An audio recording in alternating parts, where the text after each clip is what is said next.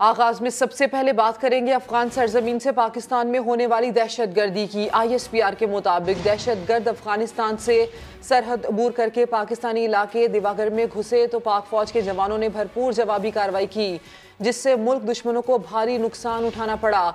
बहादुरी के साथ लड़ते हुए पाक फौज के 3 जवान वतन अजीज पर कुर्बान हो गए। अफसोसनाक वाकया पेश आया। आपको बताएं कि ISPR के मुताबिक दहशतगर्द अफगानिस्तान से सरहद अबूर करके पाकिस्तानी इलाके दिवागर में घुसे तो पाक फौज के जवानों ने भरपूर जवाबी कार्रवाई की, जिससे मुल्क दुश्मनों को भारी जानी नुकसान उठाना पड़ा। बहादुरी के साथ लड़ते हुए पाक फौज के 3 जवान वतन अजीज पर कुर्बान हो गए। अब आपको ये बताएं कि वजीर आजम एक रोज़ा दौरे पर कोयटा पहुंच गए हैं। वजीर आला सेक्रेटेरिएट आमद पर शहबाज शरीफ को गार्ड ऑफ ऑनर पेश किया गया। वजीर आजम को कोयटा में तरक्याती मंसूबों पर ब्रीफिंग दी जाएगी। शहबाज शरीफ कोयटा कराची शाहराह का संग बुनियाद रखने के अलावा जिगर के अस्पताल का इफ्तिताह भी करेंगे। बात कर लेते हैं, मोहम्मद आतिफ हमारे साथ मौजूद हैं। मोहम्मद आतिफ, और क्या मसरूफियात होंगी आज वजीर आजम की? जी बिल्कुल, वज़ीर आज़म मियां मोहम्मद शहबाज शरीफ का एक रोज़ा मुख्तसर दौरे पर कोयटा पहुंच गए हैं। वफाकी वज़रा एहसन इकबाल, असद महमूद और BNP के कायद सरदार अख्तर मैंगल भी उनके हमरा थे। वज़ीर आज़म कोयटा पहुंचने के बाद जो है वज़ीर आज़म सेक्रेटेरिएट पहुंच गए, जहाँ पे उनको पुलिस के चाको चौबंद दस्ते ने गार्ड ऑफ ऑनर पेश किया है। वज़ीर आज़म अपने मुख्तसर दौरे के दौरान जो है कोयटा कराची शाहराह की जो फेज 1 है उसका संग बुनियाद रखेंगे। इसी तरह जो हॉस्पिटल है उसका इफ्तिताह करेंगे। वज़ीर आज़म से यूनियन लीग और जो हाकी वज़रा हैं, जो सूबाई वज़रा हैं, और इसी तरह वज़ीर आला बलूचिस्तान, गवर्नर बलूचिस्तान मुलाकात करेंगे। इसके साथ साथ वज़ीर आज़म आला सतही इजलास की सदारत भी करेंगे, जिसमें बलूचिस्तान में अमन अमान की सूरत हाल, तरक्याती मनसूबों और इंतजामी अमूर और इसी तरह जो रमज़ान पैकेज है उसका जायजा लिया जाएगा। बहुत शुक्रिया मोहम्मद आतिफ आपका। और काम करने के बजाय नई इम्पोर्टेड हुकूमत की तवज्जो क्रेडिट चुराने पर मरकूज है। तहरीक इंसाफ के सेक्रेटरी जनरल असद उमर कहते हैं इम्पोर्टेड हुकूमत खुद भी कोई काम करेगी या इमरान खान दौर में मुकम्मल होने वाले मंसूबों का ही इफ्तिताह करती रहेगी। इम्पोर्टेड हुकूमत इस्लामाबाद मेट्रो के बाद अब कोयटा कराची शाहराह के तौसी मंसूबे पर भी अपनी तख्ती लगाने को बेताब है। प्रोजेक्ट का मुआहिदा 2 माह पहले फाइनल हो चुका था और मुराद सईद सेनेट में इफ्तिताह का बाज़ाब्ता ऐलान भी कर चुके हैं। वज़ीर ख़जाना मिफ्ता इस्माइल ने पेट्रोल मसनूआत पर सब्सिडी ख़त्म करने का इशारा दे दिया। कहते हैं IMF फ्यूल पर सब्सिडी नहीं चाहता। वाशिंगटन में थिंक टैंक से खिताब में कहा कि पाकिस्तान को IMF प्रोग्राम के ट्रैक पर लाएंगे। हुकाम से अच्छी रही बात और आलमी मालियाती इदारा मुआशी ढांचे में इस्लाहात चाहता है। इमरान खान ने तेल पर सब्सिडी दी, मुल्क IMF प्रोग्राम की पटड़ी से उतर गया, जबकि IMF फ्यूल पर सब्सिडी नहीं चाहता था और हम पाकिस्तान को फिर IMF प्रोग्राम की पटड़ी पर लाएंगे। वजीर खजाना मिफ्ता इस्माइल का वाशिंगटन में थिंक टैंक से खिताब में अज़्म। वजीर खजाना मिफ्ता इस्माइल ने कहा कि अमेरिका समेत सब चाहते हैं कि हम वापस IMF ट्रैक पर आ जाएं। अहदाफ में कोई तब्दीली नहीं होगी। IMF पाकिस्तान में स्ट्रक्चरल इस्लाहात चाहता है। मुत्तफिक हैं कि ये इस्लाहात ज़रूरी हैं और इन्हें मुतनाज़ा नहीं होना चाहिए। FATF की ग्रे लिस्ट में से निकलना चाहते हैं और पाकिस्तानी मईशत को दरामदाद से बरामदाद की जानिब लेकर जाना चाहते हैं। और अब आपको बताएं कि मुल्क में बिजली का शॉर्टफॉल कम होकर 3900 मेगावाट रह गया है। 6 घंटे तक लोड शेडिंग की जा रही है। IPPs की पैदावार में 1500 मेगावाट इजाफा और सरकारी थर्मल प्लांट्स की पैदावार 300 मेगावाट बढ़ गई है। गुज़िश्ता रोज़ बिजली शॉर्टफॉल 5800 मेगावाट था। अब आपको ये बताएं कि गवर्नर पंजाब उमर सरफराज चीमा की तबीयत ख़राब हो गई है। डायरिया गैस्ट्रो में मुब्तला उमर सरफराज चीमा को सर्विसेज अस्पताल में दाखिल कर लिया गया है। बात कर लेते हैं, दानियाल उमर हमारे साथ हैं। दानियाल, डॉक्टर्स का क्या बताना है इनकी सेहत से मुतालिक?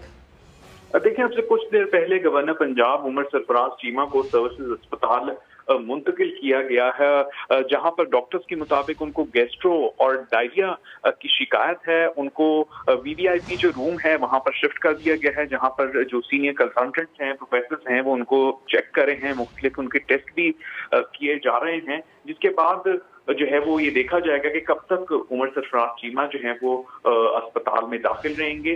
और ये उनकी जो तबीयत है वो डॉक्टर्स के मुताबिक अभी कुछ देर पहले अचानक ही जो है वो ज्यादा खराब हुई है। फूड पॉइजनिंग का भी उन्हें जो है वो इस बारे में खदशा है। जी दानियाल, तफसील बताने के लिए शुक्रिया। और अभी अहम खबर आ रही है, नौमुंतखब वज़ीर आला पंजाब हमजा शहबाज आज ओहदे का हलफ उठाएंगे। खानदानी ज़राए के मुताबिक गवर्नर हाउस में तैयारियां जारी हैं। वज़ीर आज़म हाउस की जानिब से सदर पाकिस्तान को समरी भिजवा दी गई है। तफसीलात लेते हैं अपने नुमाइंदा खुसूसी आसिम नसीर से। आसिम नसीर, बताइएगा क्या खबरें आ रही हैं इस हवाले से? जी मारूख, पंजाब के 21वें नौमुंतखब वज़ीर आला हमजा शहबाज शरीफ की आज हल्फबरदारी की तकरीबात के लिए बाकायदा तौर पर ईवान सदर से एक समरी वज़ीर आज़म हाउस भिजवाई गई थी सुबह तकरीबन 10 बजे, जिसके जवाब जिसमें कहा गया था कि लाहौर हाई कोर्ट से उन्हें डायरेक्शन मिली है कि पंजाब में वज़ीर आला पंजाब का जो ओथ है वो लेना है, उस हवाले से हमें गाइडलाइन दीजिए।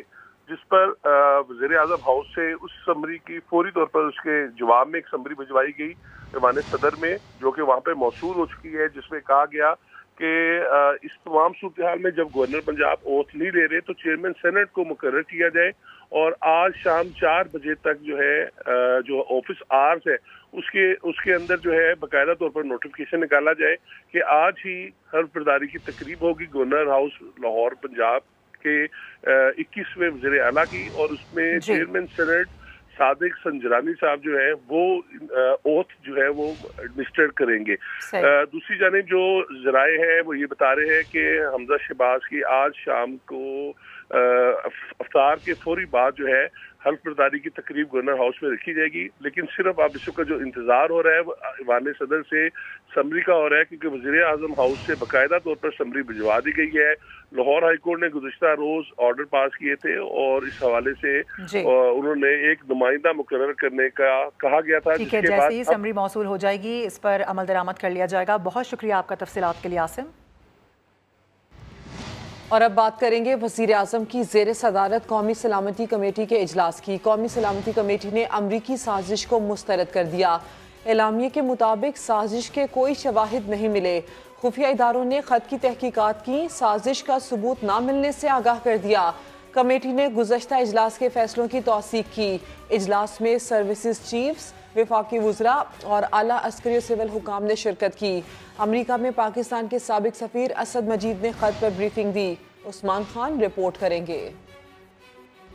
कौमी सलामती कमेटी ने पाकिस्तान में बैरूनी साजिश के जरिए हुकूमत तब्दीली का तासर यकसर रद्द कर दिया। कमेटी की 38वीं बैठक में अमेरिका में साबिक पाकिस्तानी सफीर असद मजीद की ब्रीफिंग, खत के मंदरजात ही नहीं मवाद के सियाको सबाक से भी आगाह किया। कौमी सलामती कमेटी ने खुद भी मरासले की तहरीर पर नजरसानी की। मुल्क के आला तरीन सिक्योरिटी इदारों ने तहकीकात करके आगाह किया कि किसी बैरूनी साजिश का कोई सबूत नहीं मिला।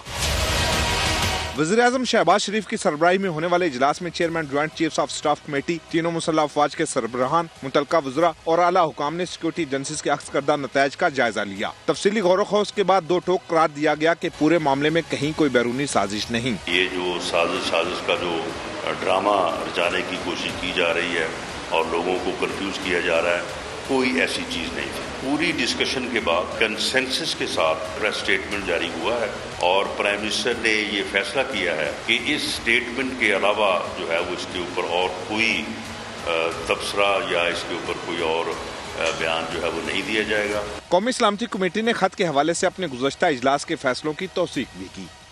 और वज़ीर ममलिकत बराए खारजा हिना रब्बानी खर कहती हैं कि साबिक सफ़ीर ने वाशिंगटन से साइफर लिखकर अपना फ़र्ज़ पूरा किया। असद मजीद ने वजाहत के साथ कौमी सलामती कमेटी इजलास में ब्रीफिंग दी। इदारे और मरासला लिखने वाले सफ़ीर इस बात पर मुत्तफ़िक़ हैं कि इसे साजिश नहीं कहा जा सकता। अपने बयान में हिना रब्बानी खर ने कहा, साइफर में इतनी बड़ी धमकी थी तो इस्लामाबाद में अमरीकी सफारत खाने से एहतजाज क्यों नहीं किया गया? मरासला आने के बाद कई रोज़ खामोश क्यों बैठे रहे? कौमी सलामती कमेटी ने असद मजीद से साइफर के बारे में पूछा। साबिक सफ़ीर ने वजाहत के साथ साइफर के मंदरजात से सलामती कमेटी को आगाह किया। साइफर में जो ज़बान इस्तेमाल की गई वो गैर मामूली थी। सफ़ीर ने इसी बुनियाद पर डी मार्च की तजवीज़ दी थी। और तहरीक इंसाफ ने धमकी आमेज खत की तहकीकात के लिए जुडिशल कमीशन बनाने का मुतालबा कर दिया। साबिक वजीर खारजा शाह महमूद कुरैशी कहते हैं, शहबाज शरीफ बताएं इस इजलास से क्या हासिल हुआ। इस इकदाम से हुकूमत की साख मुतासिर हुई, साबित हो गया कि मुरासला दुरुस्त था। नेशनल सिक्योरिटी कमेटी के इजलास में जो पिछला इजलास था यानी कि 37वां इजलास, उसकी फाइंडिंग्स को और उसके मिनट्स को इंडोर्स कर दिया। और अगर ऐसा ही होना था तो फिर मैं वजीर आजम शहबाज शरीफ साहब से बसद एहतराम ये पूछना चाहूंगा, इस इजलास की जरूरत महसूस क्यों की गई? इस इजलास से हासिल क्या हुआ? आपने अपने लिए मुश्किलात पैदा की हैं। एक जुडिशल कमीशन सुप्रीम कोर्ट के चीफ जस्टिस की सरबराही में या उनकी जवाबदीद पर तश्कील पाए और वो जुडिशल कमीशन एक ओपन हेयरिंग के जरिए मामलात की छानबीन करे। उधर अमरीका ने कौमी सलामती कमेटी के एलामिया का खैर मकदम किया है। महकमा खारजा की नायब तर्जुमान के मुताबिक अमरीका मुसलसल कहता रहा है कि इल्जामात में कोई सदाकत नहीं है। अमरीका पाकिस्तान के साथ देरीना ताल्लुकात को कदर की निगाह से देखता है। खुशहाल और जमहूरी पाकिस्तान अमरीका के मफाद में है। पीपल्स पार्टी और मुस्लिम लीग नून मिसाके जमहूरियत पर मुकम्मल अमल दरामद के लिए पुरअज़्म। बिलावल भुट्टो कहते हैं, इमरान खान जो मुआशी और खारजी चैलेंजेस छोड़कर गए, उनसे निमटने के लिए मुत्तहिद हुकूमत की ज़रूरत है। लीगी कायद और नवाज शरीफ ने साबिक वज़ीर आज़म और सदर आरिफ अलवी पर तनकीद की। बोले, जमहूरियत और नजरिए की फतह तक लड़ाई जारी रहेगी। बड़ा अच्छा, हमने इफ्तारी खाया, अच्छा, और फिर खाना भी खाया, जबरदस्त। और अब हमारा जो मुलाकात है वो मुकम्मल हो गया है और अब वापसी। चेयरमैन पीपल्स पार्टी बिलावल भुट्टो की खुशी बता रही थी कि नून लीगी कायद से उनकी मुलाकात कितनी खुशाइंद रही। मियां नवाज शरीफ से लंदन में दूसरी मुलाकात के बाद जाले कायद ने बताया कि मिसाके जमहूरियत में शामिल जो नुकात रह गए थे, अब उन पर भी अमल दरामद यकीनी बनाया जाएगा। हमने माजी में भी चार्टर ऑफ डेमोक्रेसी पे काम किया था और उसी चार्टर ऑफ डेमोक्रेसी पे जो पॉइंट्स रहते हैं हमें मुकम्मल करना पड़ेगा। जो नुकसान खान साहब ने हमारा मईशत, हमारा खारजा पॉलिसी, हमारा पाकिस्तान को किया है ये पिछले 3-4 साल, वो नुकसान इतना ज्यादा है कि आपको इस किस्म का यूनिटी गवर्नमेंट और ट्रांजिशनल गवर्नमेंट की जरूरत है। बिलावल के साथ दूसरी मुलाकात से पहले मियां नवाज शरीफ ने इमरान खान पर सख्त तनकीद की। आइंदा देखे क्या जाइम लेके बैठा हुआ है, किसी बात को मानता ही नहीं है, ना कानून को मानता है, ना आइन को मानता है, ना पार्लियामेंट को मानता है, ना अभी एक तुम्हारे खिलाफ एक बिल्कुल लीगल वो आया है वोट ऑफ नो कॉन्फिडेंस की मोशन, तुम मानो। देखो पंजाब में क्या हो रहा है, सदर है, तुम मुल्क के सदर हो, तुम किस तरह से अब ओथ नहीं दोगे, तुम किस तरह से अपने जो फराइज मनसबी हैं उनको उनकी बजावरी नहीं करोगे, कैसे? सदर आरिफ अलवी को हटाने के सवाल पर लीगी कायद ने कहा, अभी इस बारे में कोई बात नहीं की जा सकती। बोले, वो जमहूरियत और नजरिए की मुकम्मल फतह तक लड़ते रहेंगे। लड़ता रहा हूँ और मैं लड़ूंगा इंशाअल्लाह ताला जब तक कि हमारी जमहूरियत की और हमारे इस जो है वो नजरिए की आखिरी फतह नहीं होती। सदर को हटाया जा सकता है? देखें, मैं इस तरह की जो ना वो सवालात के जवाबों में मैं नहीं पढ़ना चाहता, लेकिन ये काम उनके ठीक नहीं है। वो उनको वो अपना मुल्क का सोचना चाहिए। वो मुल्क का सदर है, वो इमरान खान का सदर नहीं है। साबिक वजीर आजम का कहना था कि इतनी मेहनत से पाकिस्तान खड़ा किया था, इस शख्स ने सब कुछ जमीन पर गिरा दिया। पाकिस्तान का वो हशर किया जो कभी सोच नहीं सकते थे। मईशत जमीन बोस हो गई। अभी तो 5 से 10% ही सामने आया है, मजीद भी सामने आएगा। और मरियम नवाज ने कहा है कि साबिक वज़ीर आज़म इमरान खान को फरार नहीं होने देंगे। फॉरेन फंडिंग केस में तलाशी देना होगी। जाती उम्रा में टिकटॉकर से मुलाकात में मरियम नवाज का कहना था कि जमहूरियत के लिए किसी कुर्बानी से दरेग नहीं किया जाएगा। नवाज शरीफ की क़यादत में मुल्क की तरक्की और खुशहाली का सफ़र वहीं से शुरू करेंगे जहाँ ये रुका था। उस वक्त तक लड़ेंगे जब तक मुल्क में मुकम्मल जमहूरियत और वोट को इज्जत दो की आखिरी फतह नहीं हो जाती। आपको बताएं कि इलेक्शन कमीशन ने कौमी और सूबाई असम्बलियों की हल्का बंदियों के लिए नक्शे हासिल कर लिए हैं। हल्का बंदियों की इब्तदाई फहरिस्त 28 मई को जारी की जाएगी। इसी हवाले से बात करेंगे, जुल्करनैन इकबाल हमारे साथ हैं। जुल्करनैन, क्या डिटेल्स हैं इस खबर की? देखिए, इलेक्शन कमीशन ऑफ पाकिस्तान के मुताबिक जो तमाम जरूरी नक्शाजात थे वो कौमी सूबाई असम्बली में हल्काबंदी के हवाले से वो हासिल कर लिए गए हैं और जो हल्काबंदियाँ कमेटी है उनकी ट्रेनिंग का अमल इस वक्त जारी है। 24 मई को बताया जा रहा है कि अमल मुकम्मल होगा और 28 मई को इब्तदाई जो हल्काबंदियाँ वो जारी कर दी जाएंगी, जिसके बाद 1 महीना का टाइम होगा उसके खिलाफ अपीलें और एतराज़ात करने के लिए। और 3 अगस्त को इलेक्शन कमीशन ऑफ पाकिस्तान का कहना है कि हतमी जो फहरिस्त हल्काबंदियों की वो जारी कर दी जाएगी। उसके बाद आम इंतखाबात का जो अमल है वो उसको शुरू करने में मदद मिल सकेगी इलेक्शन कमीशन। जी, बहुत शुक्रिया जुल्करनैन आपका। एमकेएम पाकिस्तान के रहनुमा आमिर खान का कहना है कि फॉरेन फंडिंग केस का फैसला बता देगा कि पीटीआई रहती है या फिर खत्म हो जाती है। ये जो गड्ढा खोद रहे हैं उसमें खुद दफन हो जाएंगे। हमारे शहर की खास तौर से एक नफ्सियात है कि हम हमेशा अपोजिशन में बैठना चाहते हैं, हम एंटी एस्टैब्लिशमेंट सोच अपनाते हैं। ये हमारे शहर की नफ्सियात है।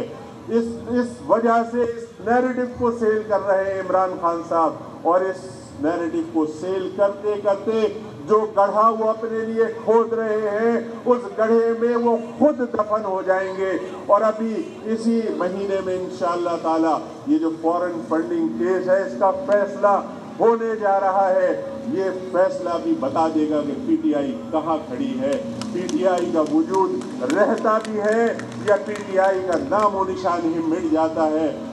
और आपको बताएं कि रोशनियों का शहर एक मरतबा फिर तारीकी में डूबने लगा है। कराची के मुख्तलिफ इलाकों में बिजली की लोड शेडिंग 11 घंटे तक पहुंच गई है। लियारी के मकीन दुहाइयां दे रहे हैं, कहते हैं कि कम अज कम सहर अफ्तार में तो बिजली दे दी जाए। जमजम सईद की रिपोर्ट देखिए।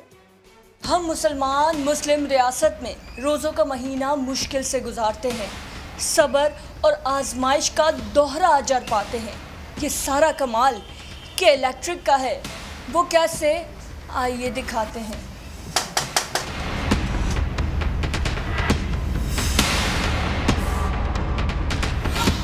सहरी में के टाइम पे भी लेट नहीं होती, इफ्तारी के टाइम पे भी नहीं होती। रमज़ान का महीना है, बड़ा अच्छा रहमत का महीना है और इबादत वाला महीना है। ना इबादत इंसान कर सकते हैं ना कुछ। चार्जिंग लाइटें चार्ज नहीं होती हैं, बच्चे परेशान होते हैं, लड़के रोडों पे कभी इफ्तारियां कर रहे होते। इतनी मुश्किल हो गई है कि अब तो दुकान पे जाना पड़ रहा है कि वह दुकान पे ही कहीं हवा में ही रोज़ा बंदा खोलेगा, दुकान पे ही कहीं हवा में ही रोज़ा बंदा खोलेगा। शहरी में भी लाइट नहीं होती है, इफ्तारी में भी नहीं होती है, नमाज के लिए भी जाते हैं उधर भी लाइट नहीं होती है। अंधेरे में शहरी की है कल भी। कहाँ जा रही, किसको बोले? हाँ ना, हुकूमत तो सुनती नहीं है, बत्ती नहीं है, बिल आते 6-6 हज़ार 5-5 हज़ार बिलें भरते हैं। हमारी लियारी को तो इस तरह किया हुआ है जैसे जंगल का कानून नाफिज है, ना गैस है, ना बिजली है, ना पानी। अब हम करें तो क्या करें?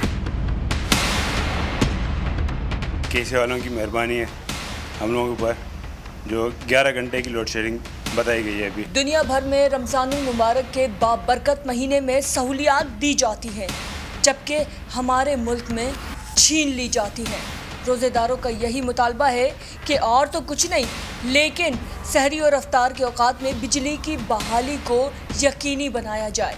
कैमरामैन अकबर अली के साथ जमजम सईद, सामा, कराची। लाहौर के ग्रेटर इकबाल पार्क में एक और जलसा। मुख्तलिफ पार्टी, मुख्तलिफ नज़रिया, लेकिन बाग और बागबान की कहानी एक ही है। टूटी शाखें, मुरझाए हुए पत्ते, मसले हुए फूल। शाहीन मशाल बता रही हैं कि बरसों में लगाए गए पौधे कैसे लम्हों में वक्ती सियासत की नज़र हो जाते हैं। लाहौर का ग्रेटर इकबाल पार्क अपनी खूबसूरती और तारीख के लिहाज से बेमिसाल। इस तारीखी पार्क में कई सियासी जलसे हुए और हर बार बेपनाह हजूम की वजह से इसकी खूबसूरती को नुकसान पहुंचा, जिसका खमियाजा यहाँ के मालियों को भुगतना पड़ा। आइए इस तकलीफ दे नुकसान की चंद झलकियाँ आपको भी दिखाते हैं।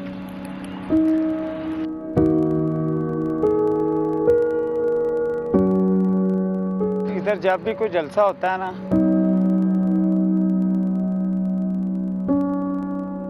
जो लोग इधर आते हैं ना प्रोग्राम में, तो वो ये नहीं देखते कि ये नीचे पौधा है, ये ऊपर चढ़ने की करते हैं, उसको तोड़ने की, ख़राब करने की कोशिश करते हैं। ये नहीं करते कि हम इधर प्रोग्राम देखने आए हैं, वो अपना प्रोग्राम करें, देखें। और सुकून से चले जाएं।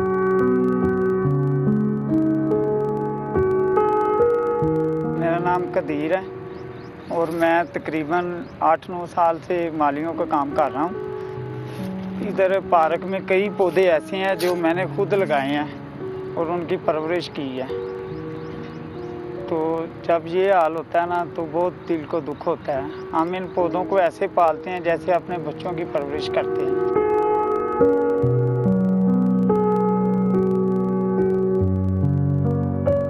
इसको तबाह कर दिया लोगों ने। इस पे हमें मुसलसल जो है ना तकरीबन 1-2 माह अब मुसलसल मेहनत करनी पड़ेगी, दिन रात, फिर जाके जो है ना ये अपने रतम पे आएगा काम। और अब हम इंशाल्लाह करेंगे कोशिश।